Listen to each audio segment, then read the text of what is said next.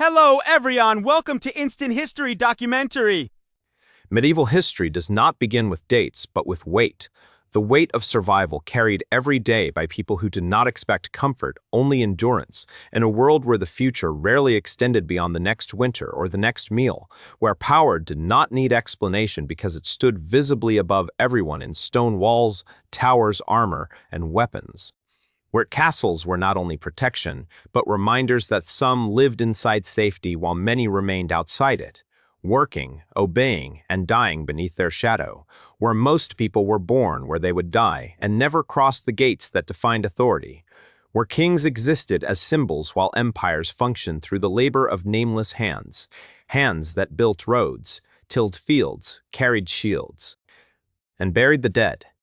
where soldiers did not fight for legacy or history but because stopping was not an option, because orders traveled downward and consequences stayed below, where obedience mattered more than understanding and discipline came before courage,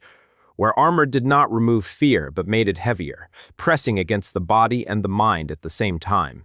where war was not a single moment of glory, but a condition that lingered in empty fields, abandoned homes, and routines that never returned, where battles were confusion rather than strategy, and survival felt quieter than victory, where relief came not from winning but from continuing to breathe,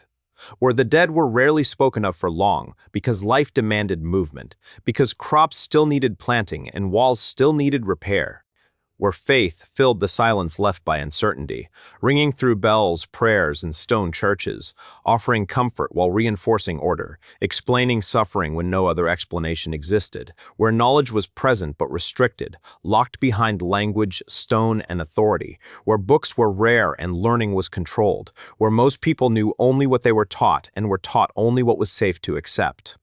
where time moved slowly and heavily, repeating itself across generations, with little change in structure but endless repetition in labor, where countless lives ended without record, without names carved or stories written, leaving only absence where presence once existed, where history preferred symbols over people, a crown instead of thousands of backs, a battle instead of years of loss, a date instead of a lifetime, simplifying what was complex and ignoring what was inconvenient, where kingdom stood not because of singular victories but because of continuous endurance, built on obedience, repetition, and silence, where the medieval world was not dark because people lacked intelligence, but because survival left little room for questioning, where thinking was a luxury and safety was not. And yet, even within that weight, people remembered, they told stories, sang songs,